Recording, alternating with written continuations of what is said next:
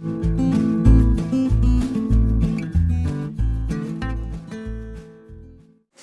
बच्चों, तो कैसे हैं आप सब।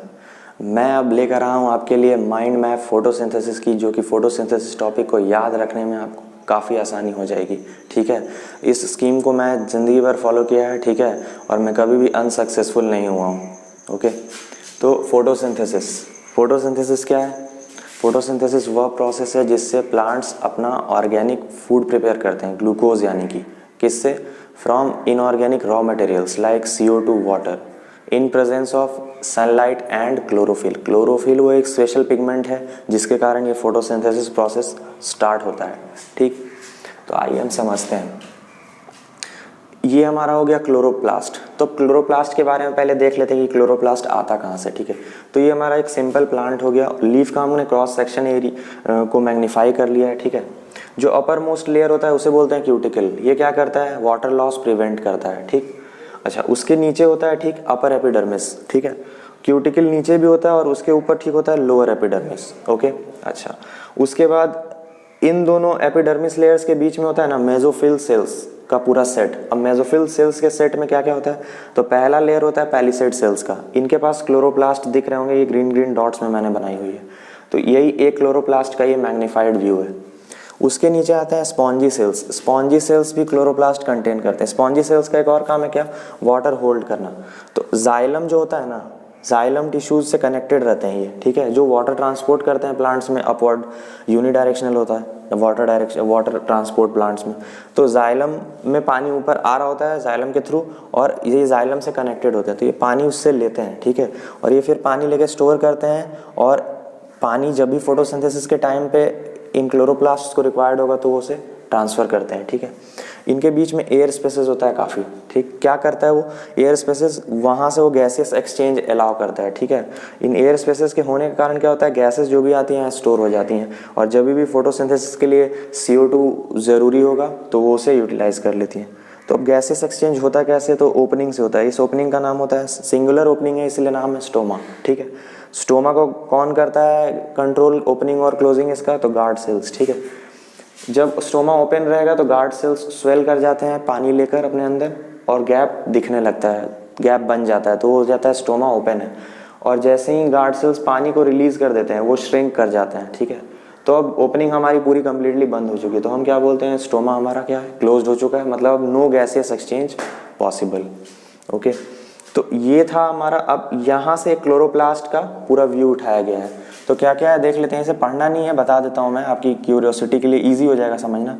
ये क्वाइंस लाइक स्ट्रक्चर जो दिख रहा है ना, इन्हीं में होता है क्या, क्लोरोफिल पिगमेंट। ठीक है, ये क्लोरोफिल पिगमेंट, तो इनमें जब सनलाइट पड़ता है क्लोरोफिल पिगमेंट में, और क्या करते हैं यहाँ पर जब H2O पहुँचता है तो H2O का क्या करते हैं, वो H2O को स्प्लिट करते हैं वो using that light energy into hydrogen and oxygen. ठीक है, यहाँ पे वो स्प्लिटिंग होता है वाटर का। ठीक, उसके बाद क्या होता है, उसके बाद जो CO2 एब्जॉर्ब करते हैं वो, ठीक है, तो हाइड्रोजन को यूज़ करते हैं CO2 को रिड्यूस करने में फिर। ठीक है, और CO2 को रिड्यूस कर कर हाइड्रोजन से क्या बनाते हैं, वो ग्लूकोज बना देते हैं। ठीक है, तो ये पूरा मेन रिएक्शन हो गया हमारा 6CO2 + 6H2O सनलाइट के प्रेजेंस में और क्लोरोफिल के भी प्रेजेंस में, ताकि हमारा ग्लूकोज और वाटर ऑक्सीजन रिलीज हो जाए। ठीक है, तो ये बेसिक रिएक्शन हो गई फोटोसिंथेसिस की, ये पूरी प्रोसेस है फोटोसिंथेसिस की। स्टेप बाय स्टेप इसे आपको याद रखना है। ठीक है, ये फर्स्ट स्टेप हो जाता है हमारा।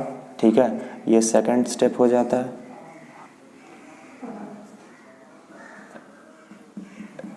एक्चुअली ये फर्स्ट स्टेप हो जाता है। ठीक है, एब्जॉर्प्शन, फिर ये सेकंड स्टेप और ये थर्ड स्टेप। ठीक है, पहला होता है एब्जॉर्प्शन ऑफ सनलाइट, फिर वाटर और CO2 लेना। ठीक है, और उसके बाद फिर स्प्लिटिंग, इसी वाटर का हम स्प्लिटिंग कराते हैं using this sunlight energy in presence of chlorophyll, जो कि क्वाइन लाइक स्ट्रक्चर्स में होते हैं।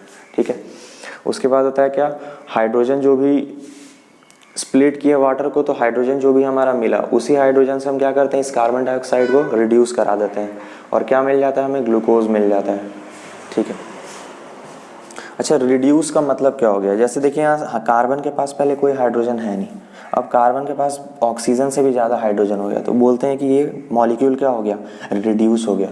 ठीक है, in presence of the hydrogen which was form by splitting of this water.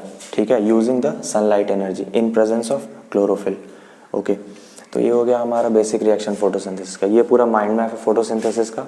तो स्टूडेंट्स, एक और ख़ास चीज़ जो क्लोरोप्लास्ट शो करते हैं, आइए उन्हें देखते हैं कैसे। तो जब भी लीफ के सरफेस पे सनलाइट वीक पड़ रही होती है, तो इन पैलिसेड सेल्स में जो भी क्लोरोप्लास्ट होता है ना, वो ऊपर की तरफ थोड़ा मूव कर जाता है। ठीक है, सारे का सारा डेंस एक रीजन बना लेते हैं, इकट्ठा होने लगते हैं थोड़े ऊपर की तरफ, क्योंकि सनलाइट वीक पड़ रही है और रेट ऑफ फोटोसिंथेसिस हमारा घट ना जाए, इसीलिए मैक्सिमम एब्जॉर्प्शन ऑफ सनलाइट की, इसीलिए क्या हो जाता है, आपस में ऊपर की तरफ आ जाते हैं।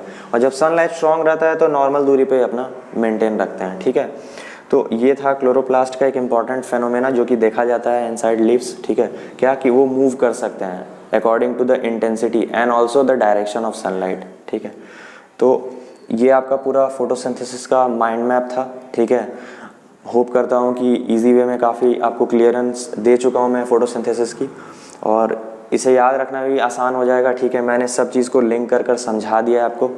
ठीक है, सिक्वेंसली, तो ध्यान से इसे नोट कर लीजिएगा और प्लीज़ सीरियसली फॉलो करिए मेरे माइंड मैप्स को, आपको बहुत ही आसानी हो जाएगी चीज़ें याद रखने में। तो स्टूडेंट्स, कैसा लगा आपको ये माइंड मैप फोटोसिंथेसिस का, प्लीज़ कमेंट बॉक्स में ज़रूर मुझे रिप्लाई दें। और जिस तरह के माइंड मैप आपको चाहिए, जिस टॉपिक पे, प्लीज़ उसके बारे में मुझे आप बोलें। ठीक है, मैं उस माइंड मैप को जल्दी से जल्दी डालने का पूरा कोशिश करूँगा। तब तक के लिए गुड बाय, टेक केयर, अच्छे से पढ़िए, खूब मस्ती करिए।